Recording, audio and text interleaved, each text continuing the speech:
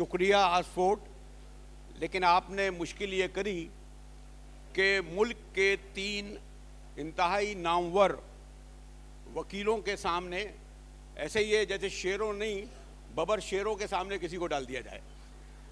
और फिर आप बताइए कि अगर शेर सामने आ जाए तो वो क्या क्या करेगा। तो मखदूम अली ख़ान, मैंने कहा हमारे यूनिवर्सिटी के ज़माने के तो दोस्त हैं ही, लेकिन अटॉर्नी जनरल हैं और इनकी ख़ास सब्जेक्ट ये है, रज़ा रब्बानी जानते हैं कि बड़े से बड़ा सियासी मसला हो उसे ये आईनी बना देते हैं।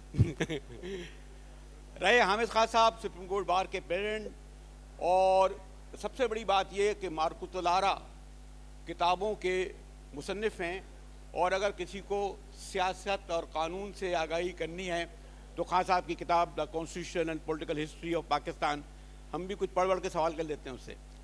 रज़ा रब्बानी, अब हम फ़ख्र से कह सकते हैं जी, हमारे जो दोस्त हैं वो सेनेटर हुए, चेयरमैन सेनेट हुए, लेकिन आज तक ये बात समझ में नहीं आई कि तमाम सेनेटर चेयरमैन जितने भी थे वो जो थे वो जब सदर बाहर चला जाता था तो कायम मकाम सदर ज़रूर बनते थे। रज़ा रब्बानी को एजाज़ सदर का हासिल नहीं होता। तो रज़ा रब्बानी हैं। अब मैंने कहा कि इन तीनों लोगों के बारे में इनसे गुफ्तगू करना, इन लोगों को अगर जैसे मैं कहूँ मखदूम, अगर 7 खून भी किसी भी के होंगे और खड़े हो जाएंगे तो उसको ये माफ़ करवा सकते हैं। खान साहब इसी तरह लेकर और इसी तरह हमारे रज़ा रब्बानी। और मेरे लिए ज़रा मुश्किल हो रहा है कि इतने पाए के वकीलों के सामने बोलते हुए कि ऐसा ना हो कि कोई ज़बान से गलती से निकल जाए। और इस पर मुझे अगर आप लोग इजाज़त दें थोड़े लाइटर वे में कि हमारे मियाँ महमूद अली कसूरी जो थे, उनके बारे में कहा जाता था कि जब लाहौर हाई कोर्ट में वो पेश होते थे तो कराची में उनके दलाइल सुने जाते थे। तो एक बार जालिब साहब पकड़े गए, किसी कोठे में बैठे हुए थे, कहते हैं जी शराब नोशी भी कर रहे थे, किसी बदमाश के चाकू भी उन्होंने मार दिया। खैर कोई जज, खान साहब बताइएगा, कार्रवाई शुरू हुई तो मियाँ साहब ने गरजदार आवाज़ में कहा नहीं हो सकता, नहीं हो सकता, नहीं हो सकता। उन्होंने कहा एक तो लाहौर का बड़ा जालिब कैसे उसको चाकू मार सकता है, मैं इसके ख़ानदान को जानता हूँ, इसे तो किसी को आँख नहीं मारी होगी। तो उन्होंने कहा लेकिन जस्टिस असम रियाज थे, लेकिन मियाँ साहब ये तो पता है ना सारे लाहौर को कि पंजाब को कि जालिब साहब पीते हैं। तो कहते नहीं मानता, नहीं मानता। कहते देखिए जस्टिस साहब ये तो आप ज़्यादती कर रहे हैं। उन्होंने कहा जी जालिब के बैग से जो बोतल निकली वो आधी थी, या तो वो खाली होती या पूरी होती। तो ये कहकर उन्होंने वकील ये दलाइल देकर जो भी इस्तगासा था कर दिया। तो ये काम हमारे इस पाए के महीने के वकील हैं। लेकिन मैं चाहूँगा कि अपने दोस्त रज़ा रब्बानी से गुफ्तगू का आगाज़ करूँ। और रज़ा, ये जो आइनी बहरान या सियासी बहरान जिसे कहते हैं आप, ये क्या वजह है कि 73 का आइन उसके खालिक को तहफ़्फ़ुज़ नहीं दे सका, वो फांसी चढ़ गया। 1977 में ज़िया-उल हक़ को आने नहीं दे सका। 1988 में जब पहली हुकूमत आई मोहतरमा की तो एक और वज़ीर-ए-आज़म खड़ा हो गया और 58(2)B के तहत उसे घर भेज दिया। यही आइन जो है 73 का मौका देता है आपके प्राइम मिनिस्टर को, एक और शरीफ को, कि एक छड़ी वाला आता है और बाकायदा छड़ी से उठा के बाहर फेंक देता है। यही आपका 73 का आइन है जो ऐसी दलील देता है कि मैं और बाकी चले जाऊंगा कि नज़र ये ज़रूरत और आखिर में कि मियाँ साहब को हथकड़ी लगा के बाहर भेज देता है। यही 73 का आइन है जो मौका देता है मुशर्रफ को कि वो 3 साल इक़्तिदार में रहें। और आज सूरत हाल क्या है, बिल्कुल लास्ट वर्ड, कि आज 73 के आइन के तहत जो भी इस वक्त मुल्क में काम हो रहा है, 2 असम्बलियों के तहलील हैं। आधी असम्बली घर बैठी हुई है, सदर मुमलिकत मिस्कीन बने हुए इलेक्शन कमीशन के सामने खड़े हैं। मुस्तकबिल के बारे में यहाँ में खाने में हर आदमी ये सवाल कर रहा होगा क्या होगा। मैं भी आपसे पूछता हूँ, और आपने माशाल्लाह 18वीं तरमीम भी की, कि आपका 73 का आइन कहाँ है? शुक्रिया मुजाहिद बरेलवी साहब। जहाँ तक 73 के आइन का ताल्लुक़ है तो मैं समझता हूँ कि वो सिर्फ एक हरे रंग की किताब है जिसके अंदर रूह नहीं है। और अगर आप इजाज़त दें तो मेरा ख्याल है कि अमरोई साहब ने कहा था, लेकिन उन्होंने थोड़ी सी डिफरेंट कॉन्टेक्स्ट में कहा था। मैं उसको आइन के हवाले से कहूँ, अगर उसको आइन के हवाले से कहूँ तो शायद मुनासिब होगा कि आइन का जनाजा है, ज़रा धूम से निकले। जहाँ तक आइन पाकिस्तान का ताल्लुक़ है और आपने इतनी लंबी चार्जशीट सुना दी, तो उसका मैं समझता हूँ कि आइन से ताल्लुक़ नहीं है। उसका पाकिस्तान की रूलिंग एलीट और पाकिस्तानी रियासत से है। पाकिस्तानी रियासत जो सिविल और मिलिट्री ब्यूरोक्रेसी पे मुश्तमिल है, उसने कभी भी कोई भी आइन हो, 73 का हो, उससे पहले 56 का हो, या उससे पहले गवर्नमेंट ऑफ इंडिया एक्ट 1935 हो, उसने कभी भी किसी आइन की पासदारी नहीं की।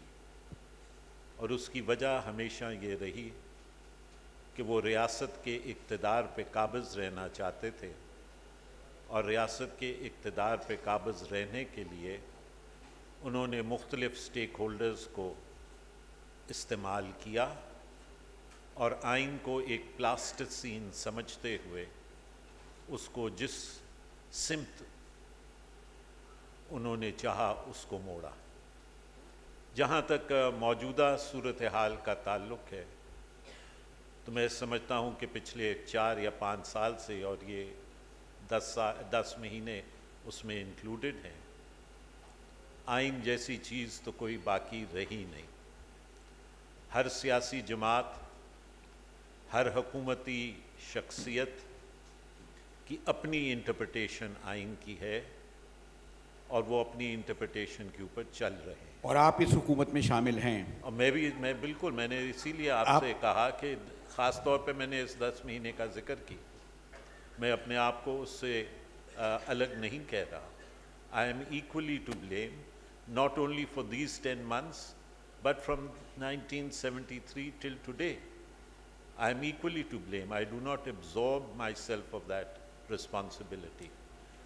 दूसरी जो बात है वो ये कि आपने एक बात अभी कही जिसका मैं ख़ास तौर पे ज़िक्र करना चाहता हूँ, और वो ये कि सदर ममलकत जो हैं वो खड़े हैं और इलेक्शन कमीशन के सामने।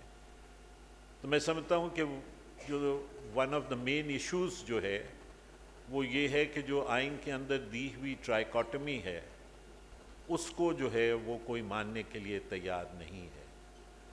और जो सदर के पास इस वक्त इख्तियारात हैं, उन इख्तियारात में ये इख्तियार नहीं है उनके पास कि वो इलेक्शन कमिश्नर को बुला के और कहें कि मैं इलेक्शन की तारीख जो है वो आपको दूंगा।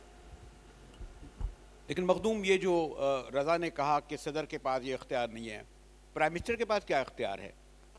खान साहब का प्राइम मिनिस्टर जो है रात के 12 बजे इंतज़ार कर रहा होता है, उसका प्राइम मिनिस्टर हाउस घेरा हुए होता है, सायरन बज रहे होते हैं, पता नहीं पिंडी या पारा की कॉलें मिलती हैं और उसको घर भेज दिया जाता है सिर्फ 2 वोटों से। तो उस वक्त भी आपका प्राइम मिनिस्टर भी बेबस, आपका सदर भी बेबस।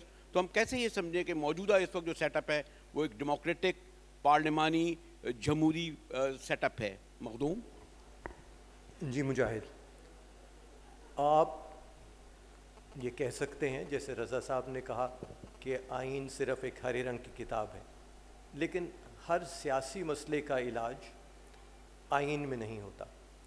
हर सियासी मसले के इलाज के लिए थोड़ी तवज्जो सियासत पे, थोड़ी तवज्जो मुक़न्निना या जिसको आप पार्लियामेंट कहते हैं उस पर भी देनी होती है। अमेरिका का भी कानून है, वो खाना जंगी को तो नहीं रोक सका, वो सियाह फाम लोगों की ग़ुलामी को तो नहीं रोक सका। वहाँ जो आज मसाइल हैं जो वहाँ पे दाएं बाजू की जमातें हैं जिनका ज़ोर बढ़ रहा है और जिस तरह लोगों के हुकूक सलब हो रहे हैं वो उनको नहीं रोक सका। बहुत से मसाइल सियासी होते हैं, सियासी मसाइल सियासतदानों को आपस में तय करने होते हैं, और जब सियासतदान उन्हें आपस में तय ना कर पाएँ तो खला पैदा होता है। उस खला में या फ़ौज आती है या अदलिया आती है और उनको मौका मिलता है। जब तक हमारे सियासतदान इस बात पर, इस नतीजे पर नहीं पहुँचेंगे जो नासिर काज़मी कहते थे कि दिलों की उलझनें बढ़ती रहेंगी जब मशवरे कुछ बाहम ना होंगे। लेकिन मखदूम, आप और चाहे रज़ा हों, मैं खान साहब पे बाद में आऊँगा, आप वकालत भी तो उन लोगों की करते हैं जो फ़ौज और अदलिया की मदद से जो है पावर में आते हैं। बिल्कुल बिल्कुल। वो वकील हमेशा अपने मौकिल चुन नहीं पाता। तो एक बात तो ये है।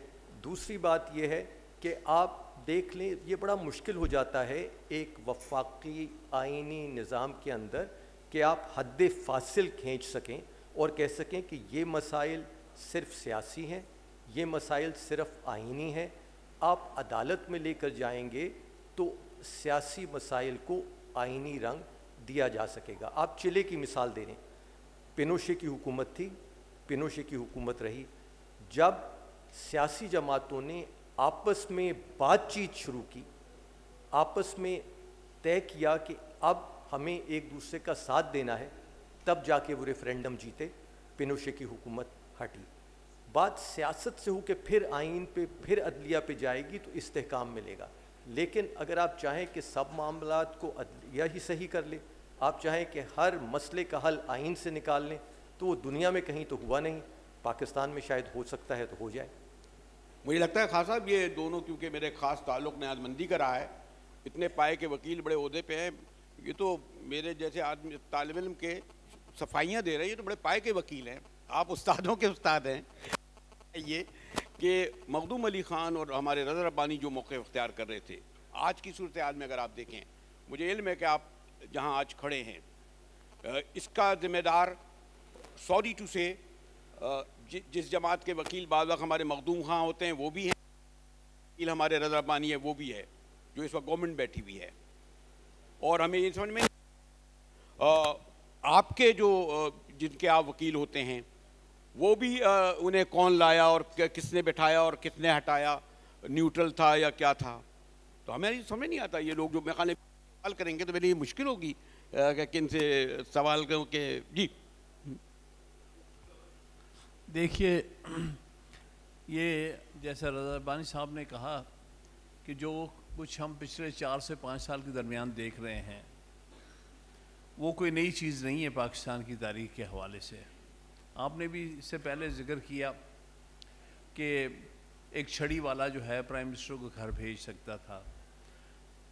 थोड़ा सा फ़र्क ये आया है कि पहले छड़ी वाला बमा छड़ी के नज़र आता था, आज वो छुप के छड़ी चलाता है और छड़ी वही की वही है।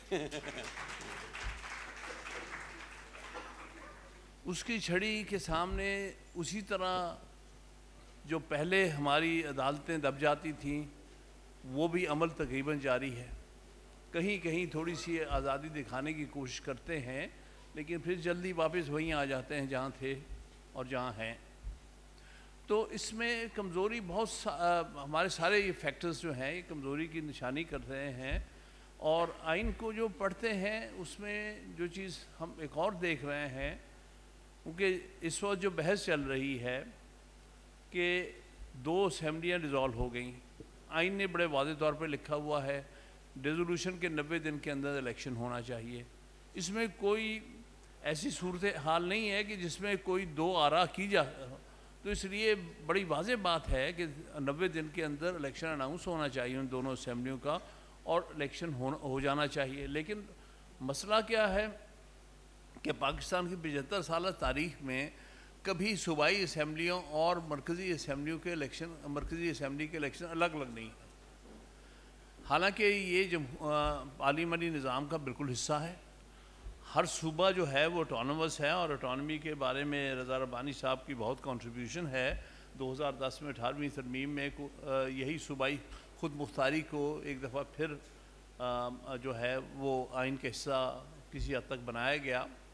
अब सवाल यहाँ पर ये आ रहा है जो जिस पर बहस है कि आप 90 दिन के अंदर सूबाई असम्बलियों के इलेक्शन करा देंगे तो फिर मरकज़ी इलेक्शन कब होगा, कब कौमी असम्बली का, सिंध असम्बली का और बलूचिस्तान असम्बली का इलेक्शन होगा। भाई कोई फ़र्क नहीं पड़ता अगर 2 असम्बलियों के पहले हो जाते हैं और 6 महीने के बाद ये 3 आप नेशनल असम्बली और सूबाई 2 सूबाई असम्बली करा देते हैं तो कोई क़यामत नहीं आ जाती। अब उसमें जो दलील पेश कर रहे हैं इलेक्शन कमीशन वाले कि साहब ये हमारा काम नहीं था, डेट देनी थी गवर्नर, ये किसके कहने पे कर रहे हैं जी? इलेक्शन कमीशन तो कभी इतना मजबूत आज़ाद नहीं हुआ जब तक कि उनको कोई पीछे पुष्प में ना हो कोई ये कह सके। आपको नहीं पता इलेक्शन कमीशन ने किस तरीके से रेफरेंडम कराए हैं, किस तरीके से हमारे मुल्क में इलेक्शन कराए हैं, कौन है पीछे? जी देखिए बात ये है कि बात तो यहाँ पर है, लेकिन मैं ये समझता हूँ कि एक बहस बहरहाल चल रही है 90 दिन में इलेक्शन होने चाहिए, अब हो सकेंगे कि नहीं। ये अब आके सुप्रीम कोर्ट ने सुओ मोटो नोटिस का भी लिया है, 1 महीना उनको भी नहीं गुजारना चाहिए था, उनको नज़र आ गया था कि यहाँ पर लोगों की नीयत क्या है। बाहर सूरत अब नोटिस तो लिया है और कहा है कि सुओ मोटो नोटिस लें, अगले हफ्ते कुछ एक तरफ मामले को लगाएं। तो इसलिए मैं समझता हूँ कुछ ना कुछ प्रोग्रेस है, ये कम से कम अगर supreme court suo motu notice तारीख का ले रही है तो उससे मैं खैर हमें इससे ज़्यादा दिलचस्पी ज़्यादा ये है ना कि अब खुल के बात होती है। पहले जो आपकी दोनों हुकूमतें थी, मैं रब्बानी से यही पूछूंगा जिम्मेदार कौन है जब आप तमाम पॉलिटिकल पार्टियां पार्लियामेंट के मुश्तरका इजलास में आर्मी चीफ को जो है 3 साल की मुद्दत देती हैं, तो फिर उस पार्लियामेंट कहाँ हुई? वो मुंतखब लोगों की नुमाइंदा कहाँ हुई? आप सब जिम्मेदार हैं ना उसके, आप रिस्पॉन्सिबिलिटी कबूल करें। और इसीलिए ये मैं कहूँगा ये आइनी मसला नहीं, ये पॉलिटिकल मसला है। सियासी जमातों की ज़रूरत होती है तो आर्मी चीफ को 3 साल दे देते हैं और एक और आर्मी चीफ को आप बिल्कुल बगैर सलूट दिए बाहर फेंक देते हैं दुबई। रजा जी, आपकी बात बिल्कुल दुरुस्त है और मैं फिर अपने आप को इसमें इंक्लूड करते हुए ये बात कहना चाहता हूँ। अब आइंदा मैं ऐसा सवाल नहीं करूँगा कि बार बार आपको कहना पड़ेगा। मैं अपने आप को इंक्लूड करते हुए इसमें ये अर्ज़ करना चाहूँगा कि मैं समझता हूँ कि जहाँ पे पाकिस्तान की रियासत के अपना एक पॉलिटिकल एजेंडा है जिसको वो लेके आगे चल रही है, उसके साथ साथ total political bankruptcy in the political leadership है। और इस पॉलिटिकल बैंक्रप्सी की वजह से तमाम तर सियासी जमातें, और मैं किसी एक सियासी जमात की बात नहीं कर रहा, तमाम तर सियासी जमातें जो हैं वो किसी न किसी सूरत में इस्टेब्लिशमेंट की तरफ देखती हैं और इस्टेब्लिशमेंट से मदद चाहती हैं। जो मौजूदा क्राइसिस जो डेवलप हुआ उसी के अंदर आप देख लें, एक सियासी जमात ये कहती थी कि जी जब एक डेमोक्रेटिक प्रोसेस हो रहा था वोट ऑफ नो कॉन्फिडेंस का, तो उस वक्त क्यों नहीं चीफ ऑफ आर्मी स्टाफ ने और ISI ने आगे बढ़ के उस डेमोक्रेटिक प्रोसेस को रोका। दूसरी साइड पे जो सियासी जमातें थीं वो इस चीज़ को देख रही थी कि इस्टेब्लिशमेंट का हाथ जो है वो उनके पीछे हो। तो लिहाजा इस वक्त यहाँ पे जो सूरत हाल है, जो पहले आपको याद होगा कि थी लेकिन इस तरह वाज़े नहीं थी और इस तरह सियासी जमातें जो हैं वो ओपनली अनअबैशडली नहीं इस्टेब्लिशमें की पुष्पनाई ढूंढती थी जैसे आज है। एक से कई बार जो है आप ये अपनी जमात समेत ये कबूल कर चुके हैं, अब तक मैं ख्याल लेटर नाउशी हो जाए आपको पार्टी की तरफ से। वो चले वो बाद में देखेंगे, लेकिन हकीकत ये है। खैर ये मैंने फिर ये कहा पॉलिटिकल पार्टीज़ के जो हम लीडरशिप देखते थे, वली खां हुए, बाद में हुए, अपोलोजेटिक है आप लोगों का रवैया अपनी अपनी जमातों के हवाले से। क्यों? एक पॉलिटिकल आप पार्टियां हैं, लाखों लोग आपको असम्बलियों में भेजते हैं, माशाल्लाह आपको तमाम मराहत देते हैं, वजीर होते हैं, दुनिया भर में घूमते हैं, और जब हम आपसे सवाल करते हैं, मैं किसी एक आपकी नहीं कह रहा, नहीं, पूरा रवैया जो है आप लोगों का अपॉलोजेटिक है, आपका माजत ख्वाना रवैया है। देखिए, आप अपॉलोजेटिक सारे पॉलिटिकल क्लास जो है वो अपॉलोजेटिक नहीं है। मसलन यहाँ पे मैं एक डिस्टिंक्शन ड्रॉ करना चाहूँगा।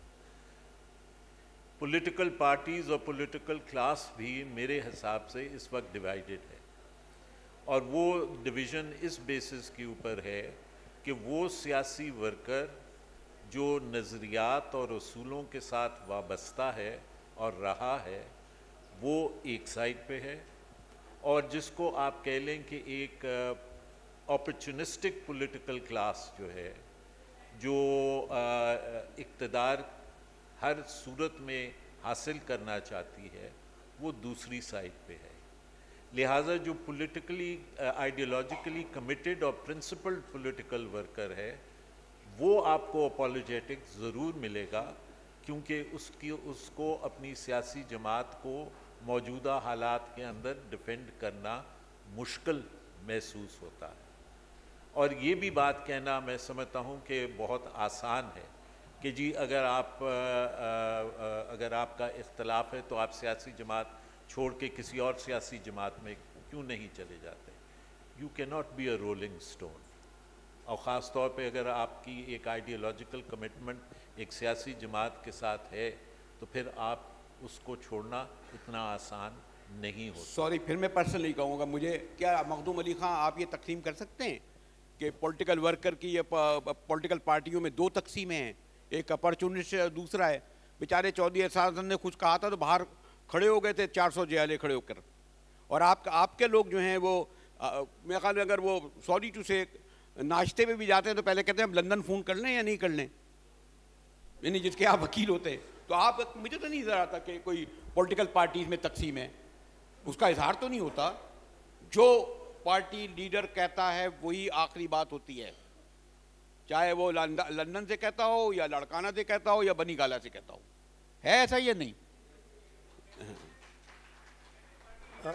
जी मुजाहिद साहब, रज़ा साहब की बात से इत्तेफाक भी है, थोड़ा सा इख्तिलाफ भी है। अच्छा, मसला नया नहीं है, मसला बिल्कुल शुरू से है। 1948 में प्रोडा आया था जिससे सियासतदानों की डिस्क्वालिफिकेशन शुरू हुई।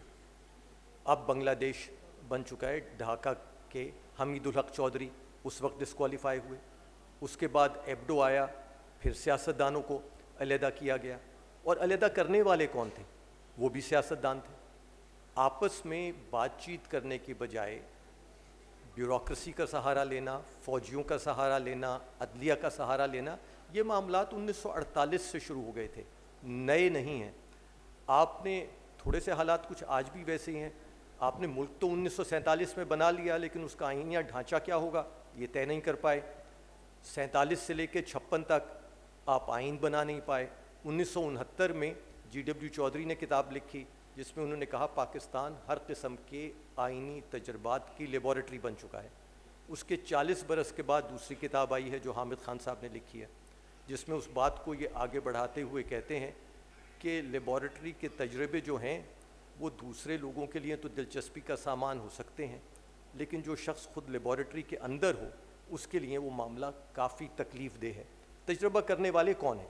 हामिद खान साहब उसका जिक्र करते हैं, उसमें फ़ौजी भी शामिल हैं, उसमें जमहूरी अनासर भी शामिल हैं, उसमें नाम नहाद जमहूरी अनासर भी शामिल हैं, उसमें मखलूत सियासतदान, मखलूत फ़ौजी भी हैं, और सिविलियन मार्शल लॉ एडमिनिस्ट्रेटर भी हैं। तजर्बात तो सब ने ही किए हैं ना, और उसमें सबसे ज़्यादा जज शामिल हैं। जी, तजर्बात जब आप करने जाएंगे तो आप सहारे ढूंढेंगे तो कहीं ना कहीं से आप सहारा मिलेंगे। कभी फ़ौज से मिलता है, कभी सिविल इंतज़ामिया से मिलता है, कभी आपको वहाँ से मिलता है जिसका आप जिक्र कर रहे हैं। लेकिन बात यह है कि जब सियासतदान खला पैदा करेंगे तो उस खला के अंदर जो बाकी इदारे हैं वो अपनी जगह बनाएंगे। मैं खालब ये है ना, आप तो मैंने कहा ना उस्तादों के उस्ताद, ये जुडी चाहे पॉलिटिशियंस अगर गलत करे तो वो भी सहारा देगी, जब फौज भी आएगी तो मुशर्रफ को भी 3 साल वो देते हैं, भुट्टो को भी हैंग जुडिशरी करती है, नवाज शरीफ को अगर वो उसामा बिन लादेन से भले 1 करोड़ रुपए डॉलर लेकर जो है किसी हुकूमत का तखवला दे, उसको भी कुछ नहीं वो करते। आपकी जुडिशरी इस वक्त भी जो है रात के 12 बजे तो दरवाज़ा खुला देती है, और यहाँ लाखों करोड़ों लोग जो हैं, लाखों लोग जो हैं जेलों के बाहर और छोटी कोर्टों के बाहर खड़े रहते हैं, उन्हें तो इंसाफ नहीं मिलता। तो आप क्यों नहीं जुडिशरी से सवाल करते कि आप 12 बजे खुल जाते हैं रात को इन बड़े लोगों के लिए? हाँ साहब, अच्छा दोनों खान हैं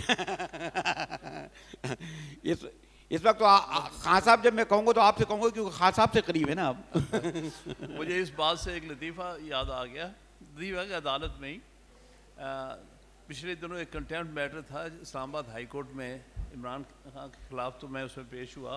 तो पहले दिन आधा घंटा वहाँ जो चीफ जस्टिस साहब जो हेड कर रहे थे बेंच, उन्होंने आधा घंटा पहले तकरीर सुनाई और ये बताने की कोशिश की कि उन्होंने रात के 10 बजे अदालत लगाई थी और क्यों दूसरी अदालत रात के 12 बजे लगी थी। और उन्होंने कहा कि अगर हम ये ना लगाते तो आज फिर 12 अक्टूबर होने जा रहा था, तो हम मजबूर थे कि हम अदालत लगाते और 12 अक्टूबर को हमने रोक लिया। लुब्बे लुबाब उनकी बात का ये था। मुझे थोड़ी हैरत ये हुई कि चलिए साहब बड़ी अदालत 12 बजे लगी, हालांकि वो भी लगने का जवाब तो बज़ाहिर कोई नहीं था। अगर कंटेम्प्ट हो रही थी उस दिन उनकी रूलिंग के ख़िलाफ़ तो फिर सुबह तक इंतज़ार भी हो सकता था कंटेम्प्ट एप्लीकेशन आने का। आपने पहले से ही एप्लीकेशंस जो थी वो एस्यूम कर लिया कि आएगी और ये कंटेम्प्ट होगी तो। और लेकिन दूसरे जो हजरत कह रहे थे कि हमने लगाई, उसका जवाब बिल्कुल नहीं बता सकते थे क्योंकि वहाँ तो कोई एप्लीकेशन भी नहीं थी, कोई अर्लियर ऑर्डर भी नहीं था। तो आप समझते हैं कि इसके पीछे क्या अनासर हो सके, और इसको जिसको वो जस्टिफाई करने की कोशिश करते हैं वो एक्चुअली जस्टिफिकेशन नहीं बनती। तो कहने का मतलब ये है कि हमारा शिकायत मखदूम अली खान साहब से यही बात हो रही थी कि हालात इस वक्त ये हैं सुप्रीम कोर्ट में कि हम पिटीशन डालते हैं तो 2 साल लगती नहीं है, लेकिन कमाल ये हो गया है कि पिटीशन डाले बगैर भी लग जाती है वहाँ कोर्ट आवर्स में नहीं लगती और यहाँ कोर्ट जो है वो रात के 12 बजे भी बैठ जाती है। तो ये सारे मामलात क्यों रज़ा, ये क्यों फेवर दिया जाता है आप लोगों को? जी देखिए, इसमें मैं जी एक मुस्बत पहलू ज़रूर देखता हूँ कि डिबेट इसमें शुरू हो गई है।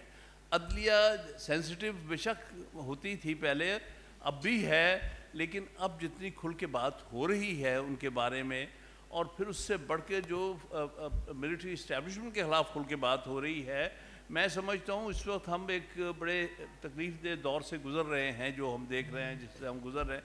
लेकिन इसमें मुझे मुस्बत पहलू नज़र आ रहे हैं कि वो सारी क़ुव्वतें जो हर कुछ कर जाती थीं लेकिन उसमें बहस नहीं होती, फिर भी वो मुक़द्दस गाय बने फिरती थी। अब वो मुक़द्दस गाय वाला मामला जो है किसी हद तक ख़त्म हो गया है, खुल के बात हो रही है और होनी चाहिए। जी रज़ा, मैं तो कहता हूँ मुक़द्दस गाय तो सफ़ेद हाथी हो गई है मैं समझता हूँ कि मुक़द्दस गाय अपनी जगह मुक़द्दस है और गाय जो है और उसके ऊपर गुफ्तगू जो पहले लोग करते थे वो करते थे, लेकिन ये है कि अब उसका दायरा थोड़ा सा वसी हो गया है। लेकिन जो उसकी इंग्रेडिएंट्स सोसाइटी के अंदर जो उस रुख लेके जाएं कि जो पाकिस्तान की एस्टेब्लिशमेंट है वो बैकफुट पे जाए और आइन के अंदर रहते हुए अपना किरदार अदा करे, वो मैं समझता हूँ अभी मौजूद नहीं है। और इसमें सबसे बड़ी बात जो है वो ये है कि एक कल्चर ऑफ रेजिस्टेंस जो हुआ करता था और बिलखुसूस सिविल सोसाइटी के अंदर वो कल्चर ऑफ रेजिस्टेंस मौजूद था, वो कल्चर ऑफ रेजिस्टेंस जो है over a period of time वो ख़त्म हो चुका है। और आज हम बात तो ज़रूर करते हैं, लेकिन अगर उसको कन्फ्रंट करने की बात आए तो उस तरह जैसे पहले कन्फ्रंट किया जाता था उस तरह नहीं हो रहा।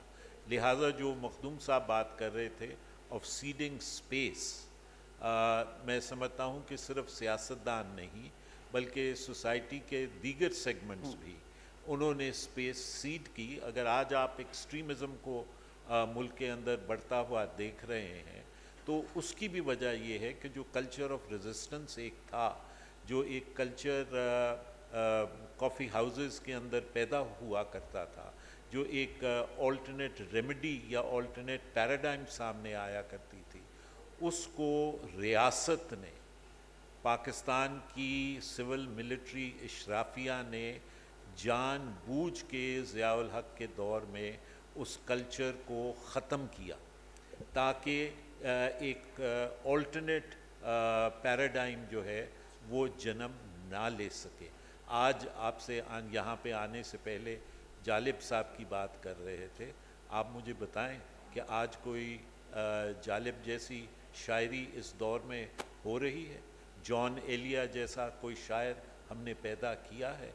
नहीं। तो जब सोसाइटी ऐसे लोगों से डिवॉइड होगी तो फिर सवाए खोखलेपन के आपके सामने और क्या हो? नहीं रज़ा, ये सही है कि जब 20 रुपये मन आटा था तो जब जालिब साहब ने कहा 20 रुपये मन आटा, तो मोची गेट पर सब आटा चोर की लवाएं लगती थी। अब लोग 100 रुपये मन आटा भी लेते हैं और कुछ नहीं कहते।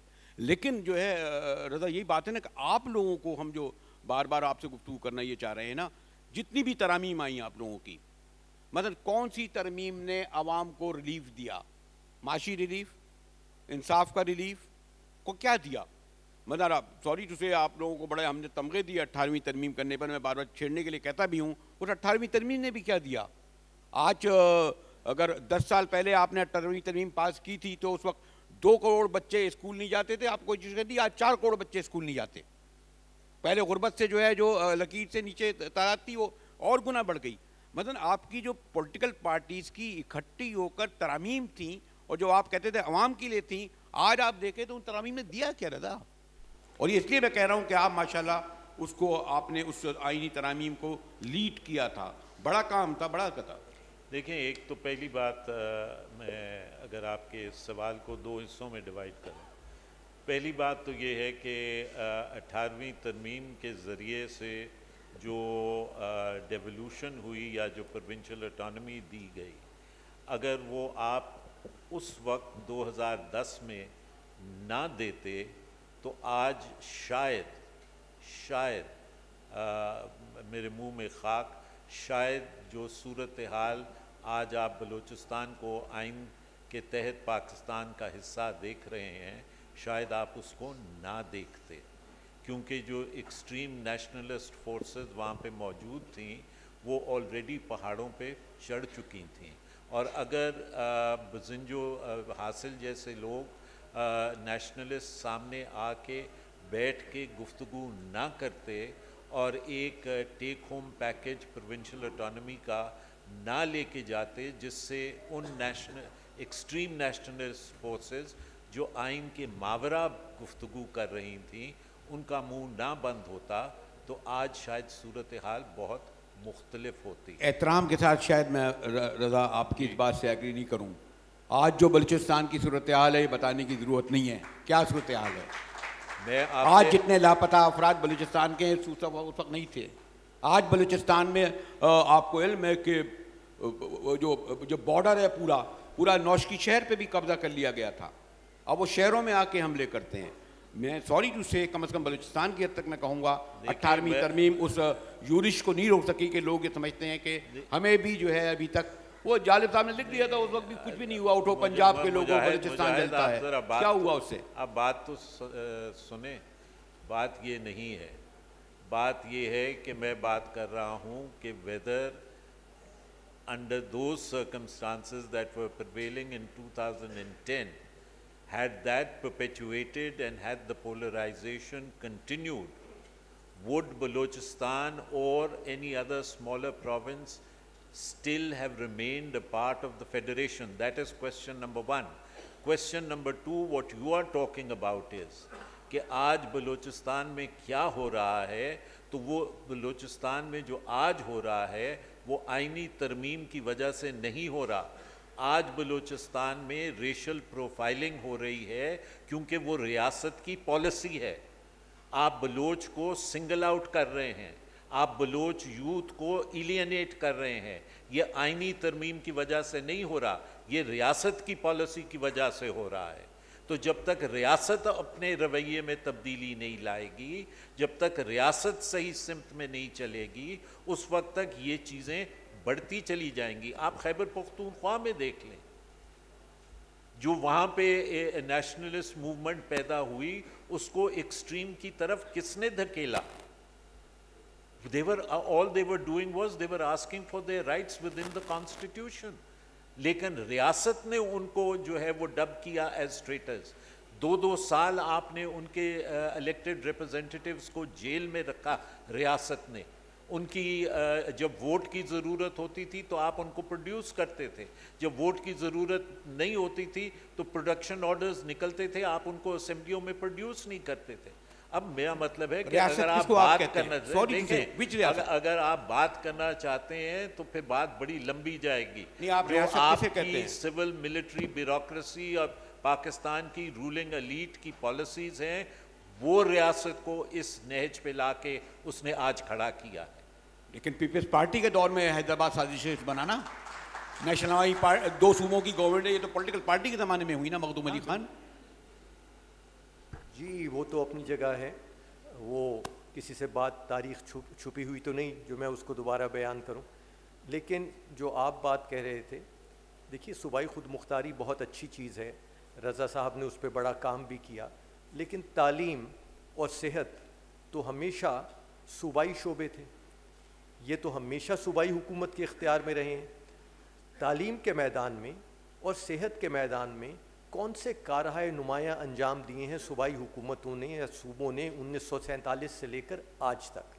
स्कूल आपके यहाँ खाली पड़े हैं, वो तो 18वीं 19वीं तरमीम का हिस्सा नहीं है, वहाँ पे आपको असातिज़ा नहीं मिलते। ये इंतज़ामिया का कसूर है और उन लोगों का कसूर है जो सिंध के अंदर, अगर हम सिंध की ही बात कर रहे हैं, जो इक़्तिदार में है। यहाँ पे स्कूलों में क्यों नहीं पढ़ाया जाता? यहाँ पे असातिज़ा कहाँ हैं? यहाँ पे जिसको कहते हैं गोश्त हुकूमतें हैं, वो क्यों हैं? यही मसला पंजाब में है, यही बलूचिस्तान में है। ये हमेशा सूबाई मौजू रहा है। इस पे सूबे में क्या कानून बना, उस कानून पे किस हद तक अमल दरामद हुआ, और अगर तालीम नहीं होगी और सिर्फ खुद मुख्तारी होगी तो आप जाहिलों को खुद मुख्तार करके क्या कर लेंगे? जी देखिए, मैं नहायत एहतराम और अदब के साथ मखदूम साहब से मैं थोड़ा सा इख्तलाफ करूँगा। ये दुरुस्त है कि गवर्नमेंट ऑफ इंडिया एक्ट से लेके 73 तक तालीम और सेहत जो है वो सूबाई सब्जेक्ट रहा, लेकिन प्रैक्टिकली क्या हुआ? प्रैक्टिकली तालीम को यूज़र्प किया, आइन को तोड़ा मरोड़ा वफाक ने, और इतनी बड़ी मिनिस्ट्री वफाक ने बना के रखी तालीम के ऊपर, और तमाम तर स्कॉलरशिप्स वगैरह को रेगुलेट किया फेडरल गवर्नमेंट ने। For all intent and purposes, education was not a devolved subject during this period. It was the federal government. हमारा सवाल सूबों की तरफ से उल्टा है कि जब ये डिवॉल्व हो रहा था और कंकरेंट लिस्ट से इसको निकाल के सूबों को दिया जा रहा था, उस वक्त यही आर्गुमेंट फेडरल गवर्नमेंट की तरफ से आता था कि कैपेसिटी नहीं है सूबों की, सूबे नहीं कर सकेंगे।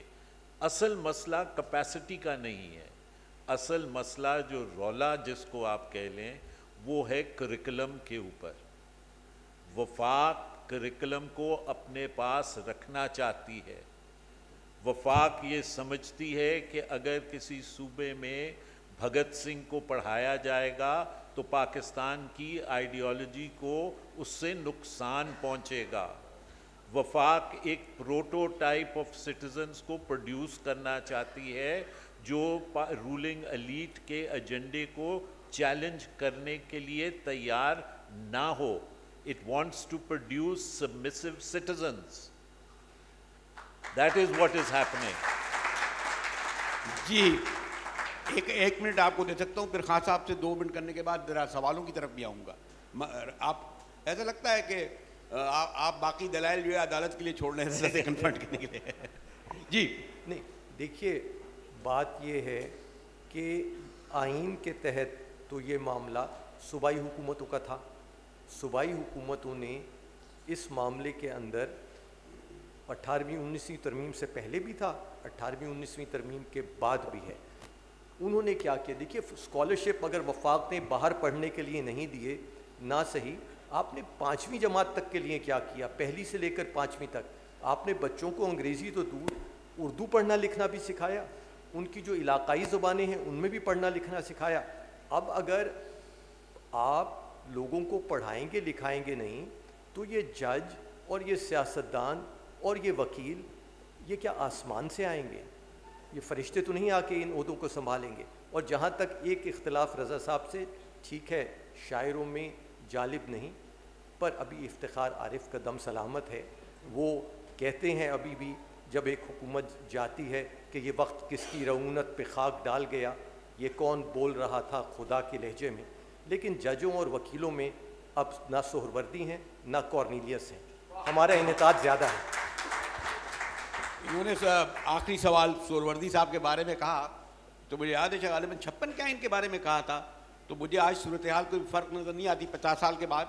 हमें तो आम लोगों को इस वक्त पाकिस्तान का आइन जो है वो लायलपुर के घंटा घर की तरह लगता है कि जहाँ से सुना थे 8 दरवाज़ों जिधर से देखे आप अलग नज़र आता है। ऐसे ही है ना खान साहब, इस वक्त रज़ा इस तरह, मखदूम इस तरह, आप इस तरह, तो ये तो मैंने कहा ना कि फैसलाबाद का घंटा घर हो गया। आपने कि अयूब खां के दौर के असरात अभी तक मिटे नहीं हैं, क्योंकि जब अयूब खान आए 1958 में, मैं हैदराबाद में 8वीं जमात का तालिब इल्म था शायद, तो पहली चीज़ सुनी उस वक्त हम सिंधी बतौर ज़बान के पढ़ी जाती थी, उर्दू के अलावा, अंग्रेज़ी उर्दू के अलावा तीसरी ज़बान हैदराबाद में हम स्कूल में, और ये मैट्रिक के कुरिकुलम में भी थी सिंधी। पहली चीज़ हमें ये पता चली कि सिंधी बतौर कंपलसरी सब्जेक्ट ख़त्म हो गई। ये अयूब खां के आते पहला काम ये हुआ, मतलब उन्होंने तालीम का तसव्वुर तब्दील कर दिया। दूसरा, सेंट्रलाइजेशन जो हुई है अयूब खां के दौर में, जिसको यहाँ के ज़माने में आप कह सकते हैं 13-14 साल ये सिलसिला रहा, सूबाई हुकूमतों को ना टैक्स कलेक्ट करने की आदत पड़ी और ना अपनी ज़िम्मेदारी से ख़र्च करने की आदत पड़ी। वो सेंट्रलाइजेशन के जो असरात हैं वो आज तक मौजूद हैं। बेशक रब्बानी साहब की बड़ी उसे सूबाई खुद मुख्तारी आइन में लाई गई, उससे पहले भी थी 1973 में, ये तो वापस लेके आए थे क्योंकि ज़ियाउल हक के दौर में वो वापस ले ली गई थी। तो ज़ियाउल हक का दौर, अयूब खान का दौर, आप इनको मजमूई तौर पर देखेंगे तो पाकिस्तान में सेंट्रलाइजेशन रही है। सूबे जो हैं वो उनके ऊपर डिपेंडेंट रहे कि जो पैसे सूबों को जारी कर दिए जाएंगे मरकज़ की तरफ से, उससे बजट बन जाएगा, उसी से अखराजात होंगे, उसी से पैसा बनेगा। तो लिहाजा उन्हें ये आदत ही नहीं पड़ी इस दौर में, इस हमारी तारीख़ में, कि वो अपने तौर पर रेवेन्यू रेस करें और अपनी तौर पर उसका ख़र्च करें। और इस वजह से भी जो इसकी तरफ इशारा किया है रज़ा बानी साहब ने कि ये क्रिटिसिज्म हुआ कि सूबों में तो कैपेसिटी नहीं है ये खुद मुख्तारी की और ख़र्च करने की और रेस करने की। तो ये हकीकी इसकी तरफ तवज्जो होनी चाहिए कि वाक़ई है सूबाई खुद मुख्तारी सिर्फ आइन में लिख देने से तो नहीं मिल जाती या हो जाती, बल्कि जब तक कि उसके प्रैक्टिकल स्टेप्स न लिए जाएँ और जब तक सूबाई हुकूमतें वो ज़िम्मेदाराना रवैया ना दिखाएं जिसकी ज़रूरत है सूबाई खुद मुख्तारी के लिए। लेकिन आखिरी बात ये था कि जिसमें एक नज़म कही गई और उसके बाद ऐसे दस्तूर को सुबह बेनूर को मैं नहीं मानता, मैं नहीं जानता, और शाख खिलने लगे तुम कौन, और वो नज़म चल रही है अब तक, चाहे भुट्टो साहब का दौर आए, चाहे नवाज शरीफ का आए, चाहे बेनज़ीर का आए, चाहे जरदारी का आए, चाहे फिर शरीफ का आए। तो ये जो दस्तूर है, ये जो आइन है, क्योंकि लोगों को नहीं देता तो वो तो यही कहते हैं मैं नहीं मानता, मैं नहीं जानता। ऐसे ही बात है। तो मुश्किल काम, 15 मिनट हैं। मैं चाहूँगा कि 1 मिनट का एक सवाल हो, जिनसे सवाल हो 2 मिनट का जवाब हो, और आप ये समझिएगा कि मैं आजकल जिस तरह जज हजरात इन वकला के साथ करते हैं, अगर आप लोगों ने सवाल में कहा तो मैं कह दूंगा भाई इनको जी कहाँ से शुरू करें भाई? इधर इधर पहले ये वाला आ गया। 1 मिनट का सवाल होगा लेकिन तकरीर नहीं। सर, मेरा नाम डॉक्टर जयपाल छाबड़िया है। मैं मेंबर हूँ नेशनल कमीशन फॉर मिनॉरिटीज़ का। 18वीं तरमीम का बहुत बड़े शोर से आपने जिक्र किया। 18वीं तरमीम में सर राणा भगवान दास, कार्निलियस और दुरा पटेल पे पाबंदी लगा दी कि अभी वो चीफ जस्टिस भी नहीं बन सकते, चीफ इलेक्शन कमिश्नर भी नॉन मुस्लिम या पाकिस्तान में नहीं बन सकता। दूसरा ये नुकसान हुआ जो सिलेबस का जिक्र किया कि सिलेबस आपने सूबों को दिया कि कौन सा हेमू कालानी सिंध में पढ़ाया जाता है, जो आप भगत सिंह की जिक्र कर रहे हैं, कोई फ़ायदा नहीं हुआ। मिनाटी का जो सब्जेक्ट था वो आपने फेडरल गवर्नमेंट से फेंक दिया सूबों में, अभी फेडरल गवर्नमेंट वजीर भी नहीं बनाती मिनाटी का। मिनाटी कमीशन बनाई इमरान खान ने, उसका एक्ट न इमरान खान पास करवा सका पार्लियामेंट से, न अभी रजा रब्बानी जो बैठे हैं उनकी हुकूमत है, अभी भी एक्ट पास नहीं हो रहा कि वो भी इतने सारे सवाल कर दिए, जवाब तो ले लीजिए। जी रजा कोई आ रहे हैं, 1 मिनट आ रहे हैं। मैं आपकी बात से मुत्तफिक हूँ और इसके ऊपर जो है वो तवज्जो ज़रूर देनी चाहिए ज़्यादा। मेरे ख्याल में एक जी नाम अपना अनीता पिंजानी है। मेरा एक सिंपल सा सवाल है कि आपने बोला कि रेजिस्टेंट पावर ख़त्म हो गया है सिविल सोसाइटी से भी, हर सोसाइटी से। जब पीपी आई थी तो उन्होंने नारा लगाया था रोटी कपड़ा और मकान, तो उसके साथ जो भी पार्टी के मेंबरान थे, लेफ्टिस्ट थे मेजॉरिटी, उन्होंने आस्ता आस्ता जब पीपी की रुझान बढ़ा जागीरदार सिस्टम को हाथ बढ़ाने में, तो काफ़ी लेफ्टिस्ट निकलते गए। तो उसमें क्या होता है कि एक माइंडसेट क्रिएट होता है, जैसे आप लोग बैठे हुए जो आप बहुत ही ऑनरेबल है, तो जब आप बैठे होते कुछ फ़ायदे तो हुए हैं अमेंडमेंट, जो हमारे 18 अमेंडमेंट या इसमें, लेकिन सबसे बड़ा नुकसान ये हुआ है कि कहते हैं कि जब दुश्मन बाहर का होता है तो उससे लड़ना इजी होता है, लेकिन घर के दुश्मन से लड़ना बहुत मुश्किल होता है। जब आप जैसे लोग पीपी में बैठे होते हैं, एक हमारा सेविंग फेस होता है, तो फिर उस होता है जो अवाम की रेजिस्ट पावर होती है, आप जैसे लोगों को उस पार्टी में जो इंसानी हुकूक के लिए या सिंध के लोगों के लिए काम नहीं करती है, बल्कि उनके साथ बैठी हुई है एस्टेब्लिशमेंट के साथ, तो इतना बड़ा नुकसान हो जाता है। ये आपका सादा सवाल है। अगर सख्त सवाल होता तो पता नहीं क्या होता। ये जवाब दे देंगे, लेकिन यार ये अपना मेरी बात सुन लो भाई।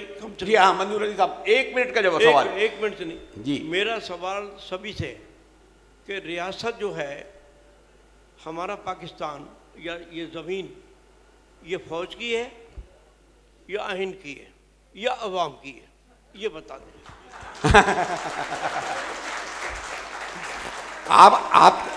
आपके सवाल में जवाब भी आ गया है। जी हमीद जान, इंजीनियर हमीद बलोच, 1 मिनट का सवाल होगा, सिर्फ जवाब। मेरा क्वेश्चन रजा रब्बानी से फर्स्ट ये कि वी आर मच थैंकफुल कि आपने 18वीं तरमीम के हवाले से जो एफर्ट्स किए, लेकिन आपकी जो पार्टी ने इस वक्त रेकुदेक के हवाले से जो मामला था, it was a completely negative, it was against Baloch और अगेंस्ट बलूचिस्तान जो भी था। लेकिन आपके पार्टी ने यहाँ पे जो असम्बली में उस जो रिजोल्यूशन वो बलूचिस्तान असम्बली का था, आपने उस नेगेटिव रिजोल्यूशन का साथ क्यों दिया? मेरा क्वेश्चन रजा रब्बानी साहब से। नहीं, मैंने रजा पीपल्स पार्टी के नुमाइंदे को नहीं बनाया। पीपल्स पार्टी के नुमाइंदे नहीं बैठे हैं, ये रजा रब्बानी है और माहिर कानून। ओके देखिए, मैं 1 सेकंड में आपके सवाल का जवाब दे देता हूँ। वो रेकोडेक की लंबी हिस्ट्री है, उसमें मैं नहीं जा रहा, लेकिन मैं सिर्फ इतना कहना चाह रहा हूँ कि सिंध से रेजोल्यूशन इसलिए पास करने की ज़रूरत थी क्योंकि अगर वफाक ने रेकोडेक के ऊपर लेजिस्लेशन करनी थी जो लाजमी बन गई थी एग्रीमेंट की वजह से, तो 2 सूबाई असम्बलियों की करारदाद जो थी वो ज़रूरी थी। लिहाजा सिंध ने वो करारदाद पास की ताकि फेडरल गवर्नमेंट उसके ऊपर लेजिस्लेशन कर सके। एक बात। दूसरी बात ये कि जो उस बिल के अंदर एक ओवरराइडिंग क्लॉज थी जिसका इतलाक हो सकता था कि दूसरे सूबों पे भी हो, वो अमेंडमेंट फिर सिंध हुकूमत की ऑब्जेक्शन के ऊपर वो अमेंडमेंट लाएगी और उसको जो है वो डिलीट किया गया। भाई मैंने अपने दोस्त रज़ाबानी को इसलिए थोड़ी बुलाया था कि तमाम सवाल उससे करें। ये हामिद खान साहब के लीडर इमरान खान के हवाले से भी तो कुछ खान साहब से सवाल करें। जी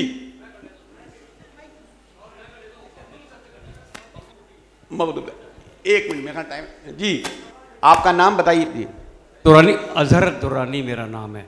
अच्छा सर, सवाल मैंने मखदूम साहब से है कि मुझे आपकी दोनों बातों से इख्तलाफ है कि फ़ौज जो है जब खला देखती है तो आके कब्ज़ा कर लेती है। ऐसा नहीं है, फ़ौज ही खला पैदा करती है अपनी नर्सरियों में पले हुए पार्टीज़ के ज़रिए कि डिवाइड एंड रूल आपस में लड़ो ताकि खला पैदा हो और हमारे लिए रास्ता बनाओ आने के लिए। ठीक है, एक तो बात से इख्तलाफ। दूसरी आपने बात की चिली की कि चिली के प्रेसिडेंट जो है सर सल्वाडोर अलियांदे, वो was the first Marxist leader in Latin America. उसकी पार्टी जो थी पॉपुलर यूनिटी आखिरी वक्त तक वो लड़ती रही पिनोचेट से, और कोई भी पार्टी जो है वहाँ पर उसने अपना वजन नहीं डाला पिनोचेट के। दो सवाल हो गए, एक सवाल था। उन्होंने जो है नर्सरी में नहीं पले हुए थे। पिनोचेट ने नर्सरी में पार्टी नहीं पले हुए थे। हमारी यहाँ पार्टी नर्सरी में पलती है, इस वजह से यहाँ पर जो है अभी तक कुछ नहीं हुआ। जी